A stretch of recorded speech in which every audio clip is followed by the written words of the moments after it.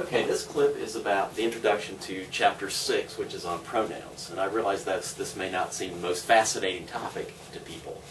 But in fact, as the introduction says, pronouns are really important.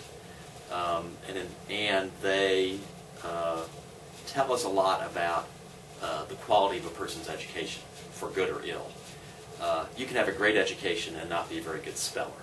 If you have a great education, you know to avoid some of the kinds of pronoun errors that the text says some people call status marking.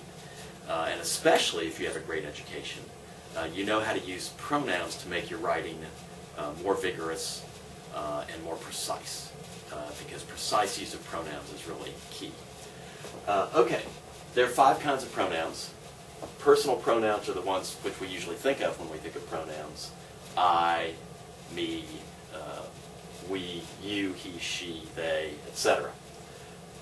Indefinite pronouns are pronouns that don't refer to definite people or things. For example, everyone, everything, no one, each, either, and so on. The relative pronouns we talked a little bit about when we did our grammar survey. The relative pronouns relate a clause to the whole sentence, a dependent clause. So who, which, and that, and some of the forms of those words start relative or adjective clauses.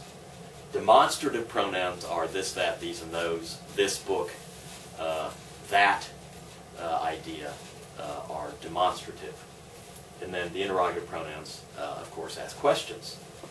Now, in terms of the key concepts that we'll be studying in this chapter, in terms of personal pronouns, we're going to talk a lot about in the first section where we talk about pronoun person, because whether to use first, second, or third and how to use that consistently is really the concept that's of issue there.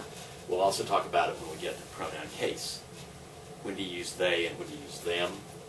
The indefinite pronouns come up a lot when we talk about agreement.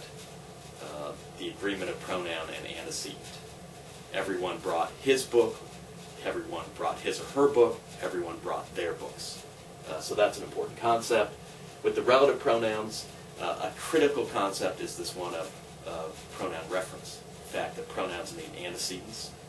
So we'll be talking about that. There are also case issues here. The demonstrative pronouns which and that, this and those also need antecedents. In interrogative pronouns, there's some case issues as well. So these are